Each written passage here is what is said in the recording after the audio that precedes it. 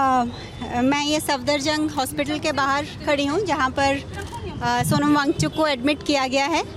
आज सुबह उन्हें जंतर मंतर की साइट से यहाँ पर लाया गया बिना उन्हें बताए या बिना मुझे बताए।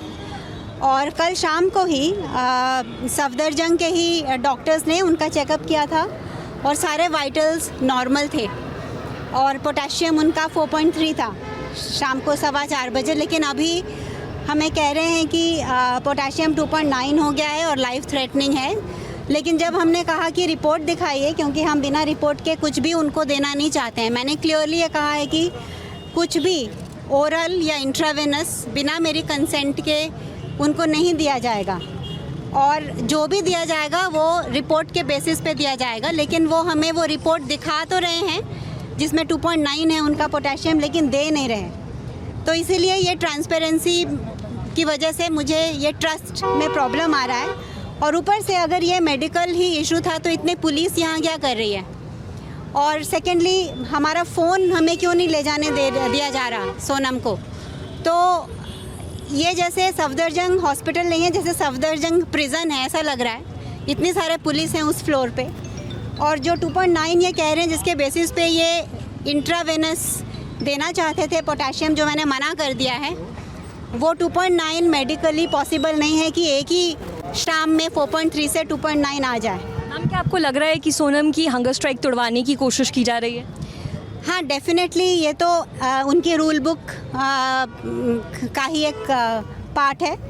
तो हमको पता ही था कि वो कोशिश करेंगे कि जो मंडे, एक्चुअली ये जो पिछले 20 दिनों से प्रोटेस्ट चल रहा है, ये एक मिसाल है देश में कि जिस जेनजी को इतना उनके बारे में बुरा भला कहा जा रहा था, उसी जेनजी ने ये दिखाया है कि कितने पीसफुल प्रोटेस्ट से, कितने सही तरीके से हम अपनी मांगों को आगे रख सकते हैं। तो ये प्रोटेस्ट इतने अच्छे तरीके से किया जा रहा है और इसीलिए सोनम वांगचुक इसके साथ ये जुड़े, बहुत ऑर्गेनिकली इसके साथ जुड़े, क्योंकि उनको यूथ की ये मांग बिल्कुल सही लग रही थी कि एजुकेशन के लिए, एजुकेशन की ट्रांसपेरेंसी के लिए, एग्जामिनेशन के लिए जो यूथ मांग कर रहे हैं, जो उनका भविष्य इस पर डिपेंडेंट है, वो बिल्कुल सही है मांग।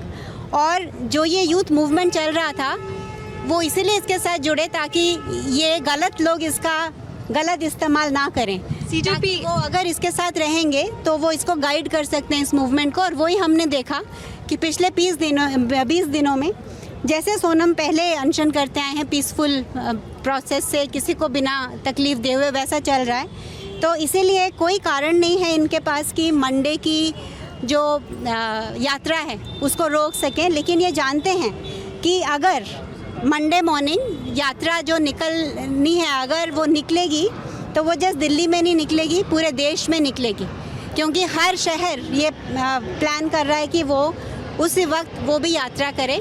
और अगर सोनम की तबीयत, मुझे तो नहीं लगता कि उसमें कुछ ख़राब है उनकी तबीयत, वो बिल्कुल ठीक है। और हम एक थर्ड पार्टी लैब से दोबारा वो टेस्ट रिपीट करने जा रहे हैं बिना उनको दवाई देने के पहले, और वो बिल्कुल ठीक हो जाएंगे और वो यात्रा के लिए रेडी होंगे। और ये आंदोलन बाकी के बच्चों ने, इंक्लूडिंग अभिजीत ने, जारी रखा है।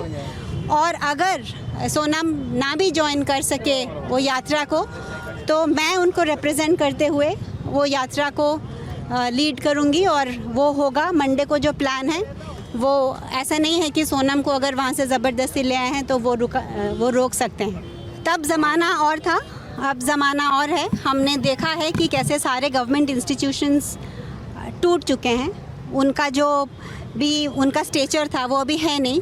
हाल ही में मैंने सुप्रीम कोर्ट में सोनम को बाहर निकालने का जो मुहिम चलाई थी, उसमें ये पता चल गया है कि हमारी जुडिशरी जो है वो कॉम्प्रोमाइज़ है, हमारी पुलिस तो कॉम्प्रोमाइज़ है ही, हमारा मीडिया भी बहुत हद तक कॉम्प्रोमाइज़ है। लेकिन क्योंकि सोनम के जो 30 साल की उनकी काम रहा है और तपस्या रही है, उनकी एक इतनी इज्जत और प्यार है लोगों के उसमें कि हर, चाहे वो जुडिशरी हो, चाहे वो पुलिस हो, चाहे वो मीडिया हो और चाहे वो एग्जीक्यूटिव हो या जो भी हो, गवर्नमेंट के दबाव में कुछ भी बेशक वो करें, लेकिन हर एक के ज़मीर में ये मूवमेंट को हेल्प करने का ही जज्बा रहता है और जिसकी वजह से आज तक ये यहाँ आया है।